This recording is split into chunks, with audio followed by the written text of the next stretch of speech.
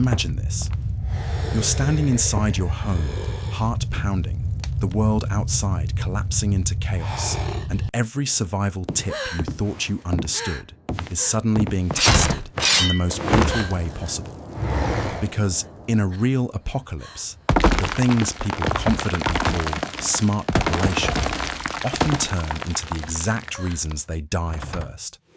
And what's worse, many of these mistakes come from ideas that look brilliant on paper, ideas that feel safe, ideas everyone repeats without ever questioning if they would actually work when the undead are clawing at your walls. So today, we're going to pull apart the myths, the fantasies, and the dangerously false confidence that could get you killed, and reveal the truth about what actually keeps you alive when the world is ending. Some of these rankings will absolutely spark arguments because they challenge what most people believe about survival. But that's exactly why you need to hear them before it's too late. People love to romanticize rooftop gardens and rainwater systems as if they're symbols of resilience, sustainability, and clever long-term survival. But in a real apocalypse, they're not brilliant solutions. They are deadly invitations. A lush green garden on your roof becomes a beacon visible from blocks away, practically shouting that you have food, water, and supplies. Raiders and desperate survivors don't need maps. They just follow the signs of life. And when those signs are growing on top of your house, you've turned your shelter into a target long before the first zombie even reaches your street. The danger doesn't stop there. The weight of soil, water barrels, and planters can overload the structure of your roof, especially when rain saturates everything. One bad storm, or a single miscalculation, and your roof buckles, cracking beams, leaking water everywhere, and destroying the very home you're trying to defend. And while all of that is happening, you still need to haul soil, buckets of water and maintenance tools, up and down ladders while the world outside is falling apart. That's not resilience. That's suicide disguised as gardening. Even rainwater collection systems turn toxic fast. People imagine a simple, effortless setup, but the truth is far from it. You need working gutters, intact piping, proper filtration, sealed barrels, and constant monitoring to avoid contamination. Without filtration, you aren't drinking pure water. You're drinking bacteria, parasites, and diseases that will kill you long before any zombie does. And maintaining all of this while dodging threats is nearly impossible. Pipes crack, filters clog, barrels leak, and freezing temperatures destroy entire setups overnight. Growing seasons also mean your food doesn't arrive when you need it. You could starve in the months it takes your vegetables to grow while you burn precious calories trying to keep the garden alive. And if one hailstorm or frost hits, everything you've invested collapses instantly, leaving you with nothing but wasted effort and increased vulnerability. Rooftop gardens and rainwater systems feel smart because they work in peaceful, stable societies. But a real apocalypse isn't peaceful. It's brutal, fast, and unforgiving. And in that world, these systems don't save you. They expose you. Emergency escape routes sound heroic in theory, like something pulled straight from a survival movie. Secret tunnels hidden beneath floorboards, trapdoors behind bookshelves, rope ladders dangling from second-story windows. But in a real apocalypse, these ideas collapse the moment reality hits them. Because the truth is simple. If you're already planning to run before the fight even begins, you've already lost. And these escape routes don't save you. They betray you. People imagine tunnels as elegant survival solutions, but real tunnels take months or even years to build without heavy machinery. You're not a cartel with an army of engineers and ventilators. You're a desperate survivor with limited tools, limited daylight, and limited time. And even if you somehow manage to dig one, the tunnel itself becomes a silent killer. Without precise supports, the earth collapses. Without airflow, you suffocate. Without drainage, rain turns your escape into a tomb. And even if it works, ventilation shafts reveal your position to anyone paying attention. Raiders don't need intelligence. They just need to look for disturbed soil or metal grates sticking out of the ground. The moment they find that hole, every plan you made becomes worthless. Hidden exits inside the house don't fare any better. Bookshelf doors look clever in movies, but raiders will tear apart your home piece by piece. Zombies will push, smash, and crash through everything. Nothing stays hidden once attackers start destroying walls. And rope ladders, they're a fantasy.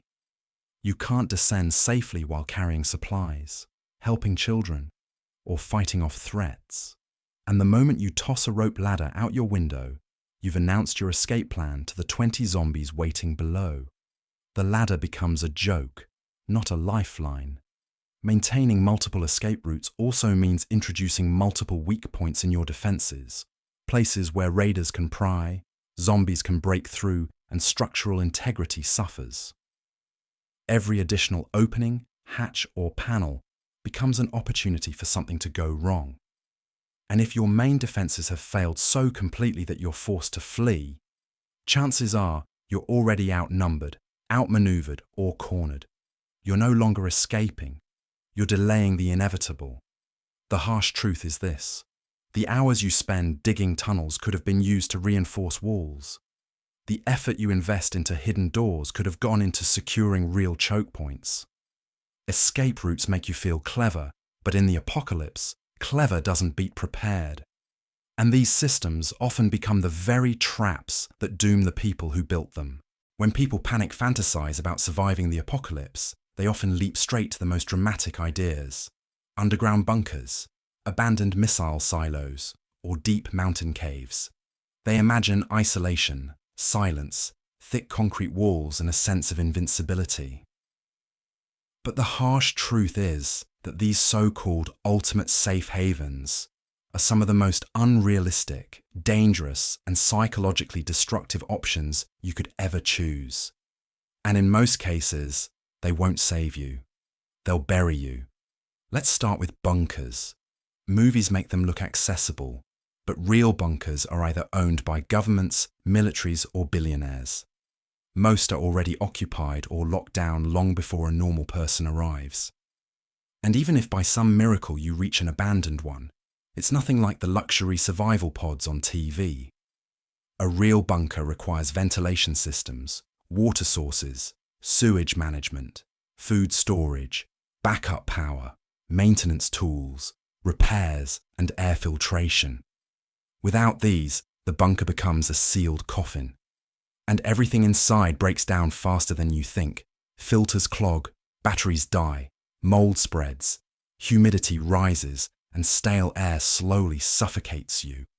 The bunker doesn't need zombies to kill you. It kills you all by itself. Oil silos and industrial structures are even worse.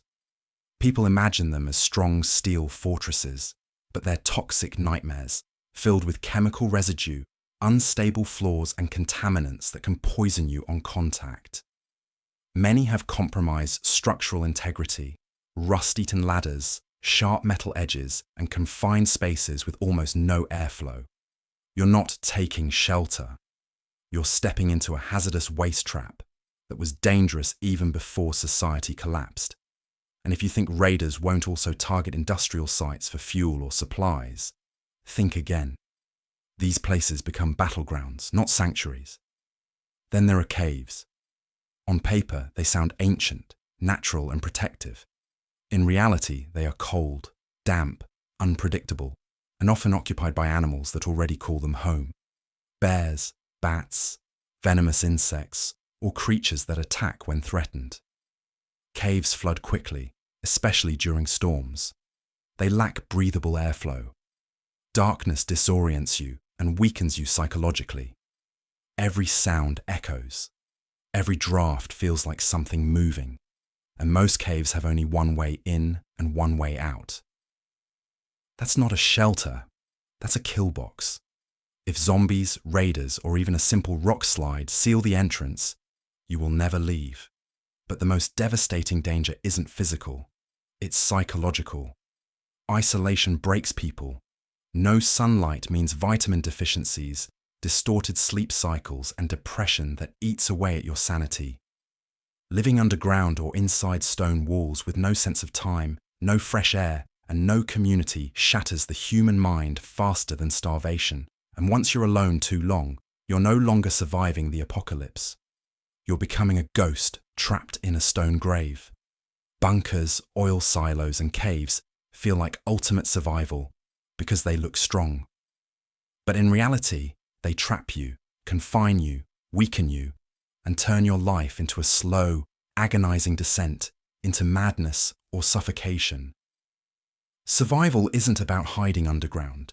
It's about staying capable, connected, and mobile. And these places take all of that away. When panic sets in, people cling to anything that looks intimidating on the surface, and that's exactly why so many turn to external deterrents that seem clever but crumble instantly in real-world survival. Anti-climb paint, rotating metal spikes, sharp deterrent strips, electrified fences. These things look fierce, but in a true apocalypse, they offer almost no real protection. They're symbols of security, not actual defense, and worst of all, they trick you into believing you're safer than you really are. Take anti-climb paint, for example. In theory, it makes surfaces slippery and impossible to grip. In reality, it stays effective for about 2 weeks before dust, dirt, blood, or even dried zombie residue neutralizes it completely. After that, it's just paint, and rotating spikes aren't much better. Raiders aren't stupid. They'll throw a blanket, jacket, or tarp over them and climb right across. Zombies won't stop at all. They'll push into the spikes, get impaled, and pile up until their bodies create a grotesque, flesh-made bridge for the rest of the horde to cross. What was meant to stop danger instead becomes a structure that helps it.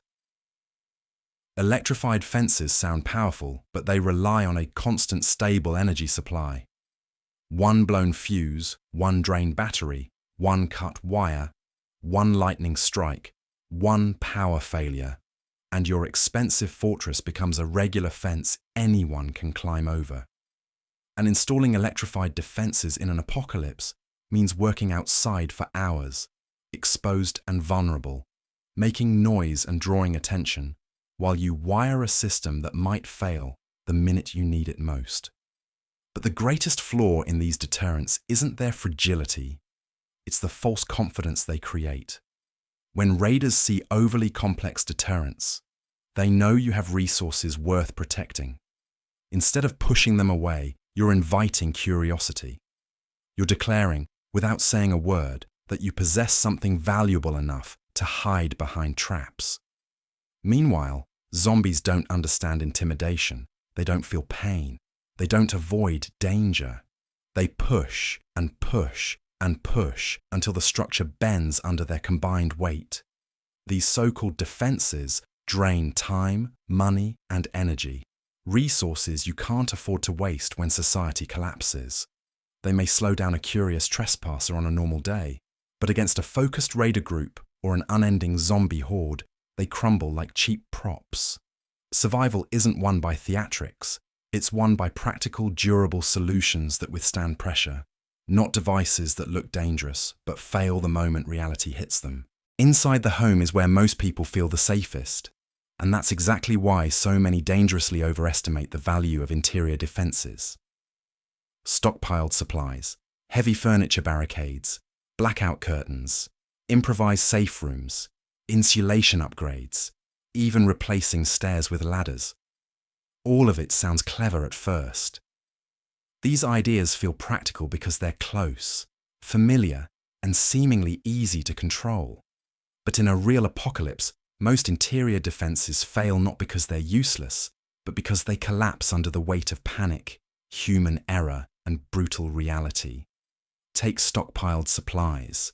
Everyone imagines a neatly organized room filled with food, water, and medical kits. But without proper rotation, half of it spoils. Batteries leak, cans bulge, medications lose potency. Stress makes people consume more than planned. Uninvited relatives or desperate neighbors show up, Suddenly, a supply intended to last 6 months becomes a supply that barely lasts 6 weeks. And worse, the moment others realize you are stocked, those supplies become a magnet for conflict, inside and outside your home. Scarcity doesn't only attract raiders, it destroys trust within your own group. Then there's insulation and blackout curtains, two things that sound logical until you place them inside a collapsing world. Insulation doesn't stop zombies from tearing down walls. Blackout curtains only work if every person in your home maintains perfect light discipline forever. One flashlight, one candle, one careless moment is all it takes to expose your position. Living in permanent darkness crushes morale. You lose track of time, depression sets in, productivity plummets. You're hiding, but you're also slowly unraveling. What about removing stairs and switching to ladders? Yes, ladders can slow zombies, but they also slow you. Carrying supplies becomes exhausting. Helping an injured family member becomes impossible. One slip in the dark, one shaky rung, and suddenly you're dealing with broken bones when medical care is a luxury you no longer have. Every night becomes a balancing act between exhaustion and gravity. Heavy barricades aren't the miracle solution people imagine either. Dragging cabinets, couches, or dressers in front of doors drains energy before danger even arrives. And once the barricade is in place, it often blocks your own movement more than it blocks an intruder. In an emergency, fire, breach, collapse, you're trapped by your own furniture. Raiders who understand pressure points can push through improperly secured barricades, turning your supposed stronghold into an obstacle course you created for yourself. And then there are safe rooms, the ultimate fantasy. Reinforced walls, airtight doors, emergency supplies. But unless professionally built, most safe rooms are nothing more than fortified closets. Drywall isn't protection. A metal door means nothing if it's surrounded by weak wooden framing. Ventilation is limited. Panic rises fast in small spaces, and every second you spend hiding is a second your home is being destroyed. Even if you survive the siege inside that room, you eventually have to step outside into whatever nightmare is waiting for you. The cruel truth is this: interior defenses make you feel protected, but many of them trap you, isolate you, or weaken you when you need strength the most. Survival isn't about turning your home into a maze of improvised obstacles. It's about making choices that increase mobility, awareness, and resilience, not ones that crumble at the first sign of real danger. While many interior defenses collapse under pressure, certain external fortifications offer real, tangible advantages, provided you understand their limits. These are the systems that buy you precious time, increase your awareness, and force threats to work harder to reach you. But even the strongest of them come with hidden risks that can turn life-saving tools into liabilities if you rely on them blindly. Surveillance cameras are one of the most valuable early warning systems you can set up. Being able to see every angle of your perimeter without exposing yourself is a massive advantage. Night vision, motion detection, and wide-angle coverage give you the ability to anticipate danger instead of reacting to it. But cameras don't function in a vacuum. They require power, stable wiring, maintenance, and protection from weather. Batteries drain. Hard drives fill up with useless footage of blowing debris or wandering animals. And a single power outage turns your sophisticated monitoring network into dead plastic mounted on a wall. Worst of all, seeing danger isn't the same as stopping it. Watching a swarm of zombies or a band of raiders approach in high definition might give you information, but it also delivers paralyzing fear when you realize there's no way to prevent what you're seeing. Motion-activated floodlights offer a more aggressive form of defense. The blinding burst of sudden light can disorient both zombies and humans, giving you a few precious seconds to prepare. Solar-powered units reduce the need for grid electricity, making them more reliable. But these lights are double-edged blades. Every flash announces your presence, broadcasting your location across the neighborhood like a flare. Raiders use them as breadcrumbs to track your movement. Wildlife triggers them constantly. The flashing destroys your night vision, disrupts your sleep, and creates an environment where rest becomes impossible. In a world where exhaustion can kill you, unreliable lighting becomes a danger, not a benefit. Then come the physical barriers, the medieval solutions that still work because they don't rely on technology. Moats, ditches, and spike-filled trenches force enemies to slow down, stumble, or injure themselves before reaching your walls. They work without electricity, without maintenance crews, and without complex systems. They create distance, and in an apocalypse, distance is life. But building them is brutal labor. Digging deep enough without heavy equipment takes weeks of backbreaking effort. Water-filled moats become cesspools the moment a single zombie falls in, turning into rotting, disease-ridden pits that contaminate the air and soil around your home. Spikes require repairs as bodies pile up, rot and collapse into the trench. Vegetation grows back, blocking visibility, and every improvement means more exposure as you work outside your safe zone. The truth is that these external fortifications are powerful, but none of them exist without consequences. Cameras offer clarity, but no protection. Lights offer deterrents, but expose your secrets. Barriers offer delay, but demand endless labor. They work, but only when used as part of a layered defense strategy, not as your sole line of survival. In the apocalypse, nothing is perfect, but the right combination of these tools can be the difference between being overwhelmed and staying one step ahead of whatever is coming for you. When the world collapses, and every sound outside could be the beginning of your final moments, the strength of your home comes down to two critical weak points: your windows and your doors. Almost every other defense you build, cameras, trenches, barricades, means nothing if these two entry points fail. And while people love to obsess over flashy survival tricks, reinforced windows and fortified doors are the only defenses that consistently decide whether a home survives a siege or collapses in minutes. Windows are the silent vulnerability most people underestimate. Standard glass shatters instantly under pressure, turning your home into an open invitation for zombies, raiders, or anything desperate enough to climb through. That's why real fortification begins with hurricane-grade glass, steel shutters, or properly welded burglar bars. These upgrades transform fragile openings into solid defensive walls, letting you maintain airflow and visibility without sacrificing security. But installing them isn't glamorous. It requires time, tools, noise, and effort, resources that become painfully scarce when society collapses. And once they're in place, your home changes.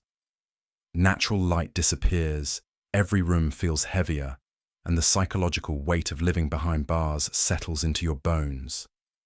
You're safer, yes, but the cost is claustrophobic, a constant reminder of what the outside world has become.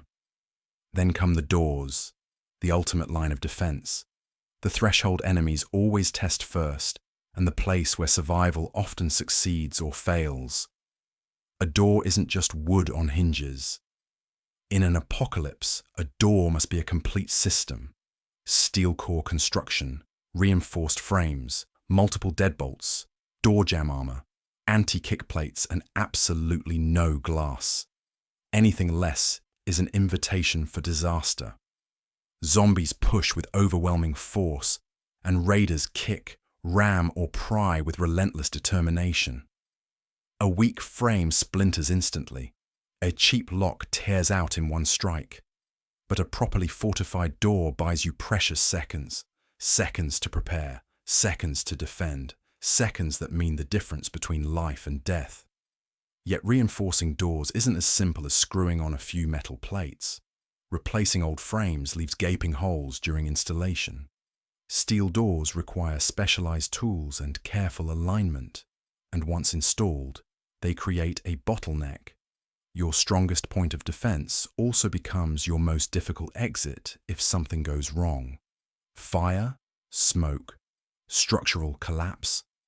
A heavy door that protects you can just as easily trap you. Still, no other defense comes close to the reliability of reinforced windows and doors. They don't rely on electricity. They don't need constant repairs. They don't crumble in the rain or freeze in the winter. They stand between you and the chaos outside, and they force enemies, living or dead, to fight on your terms. In the end, survival isn't about gimmicks or flashy traps. It's about controlling the points where danger enters. And in a real apocalypse, nothing matters more than the strength of the barriers that separate your life from the world trying to take it. When the world collapses and every sound outside could be the beginning of your final moments, the strength of your home comes down to two critical weak points: your windows and your doors. Almost every other defense you build, cameras, trenches, barricades, means nothing if these two entry points fail. And while people love to obsess over flashy survival tricks, reinforced windows and fortified doors are the only defenses that consistently decide whether a home survives a siege or collapses in minutes. Windows are the silent vulnerability most people underestimate. Standard glass shatters instantly under pressure, turning your home into an open invitation for zombies, raiders, or anything desperate enough to climb through. That's why real fortification begins with hurricane-grade glass, steel shutters, or properly welded burglar bars. These upgrades transform fragile openings into solid defensive walls, letting you maintain airflow and visibility without sacrificing security. But installing them isn't glamorous. It requires time, tools, noise, and effort, resources that become painfully scarce when society collapses. And once they're in place, your home changes. Natural light disappears, every room feels heavier, and the psychological weight of living behind bars settles into your bones. You're safer, yes, but the cost is claustrophobic, a constant reminder of what the outside world has become. Then come the doors, the ultimate line of defense, the threshold enemies always test first, and the place where survival often succeeds or fails. A door isn't just wood on hinges. In an apocalypse, a door must be a complete system: steel core construction, reinforced frames, multiple deadbolts, door jamb armor, anti-kick plates, and absolutely no glass. Anything less is an invitation for disaster.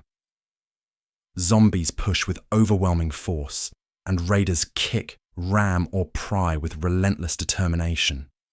A weak frame splinters instantly, a cheap lock tears out in one strike, but a properly fortified door buys you precious seconds.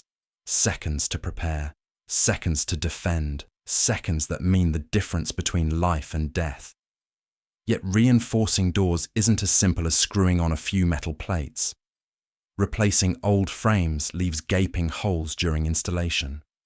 Steel doors require specialized tools and careful alignment, and once installed, they create a bottleneck. Your strongest point of defense also becomes your most difficult exit if something goes wrong. Fire, smoke, structural collapse. A heavy door that protects you can just as easily trap you. Still, no other defense comes close to the reliability of reinforced windows and doors. They don't rely on electricity. They don't need constant repairs. They don't crumble in the rain or freeze in the winter. They stand between you and the chaos outside, and they force enemies, living or dead, to fight on your terms. In the end, survival isn't about gimmicks or flashy traps.